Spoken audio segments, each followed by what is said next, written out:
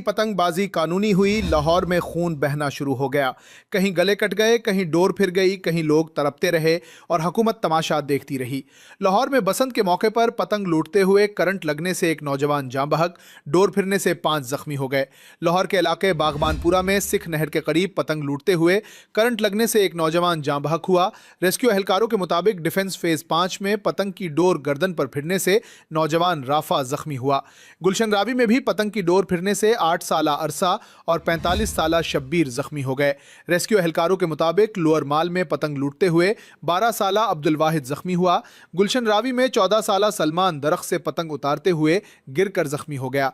वाज़ेह रहे कि लाहौर में बसंत फेस्टिवल का आगाज हो गया है। पंजाब की वजीर इत्तलात उज़्मा बुखारी ने रात 12 बजे पतंग उड़ाकर बसंत फेस्टिवल का बाकायदा आगाज किया।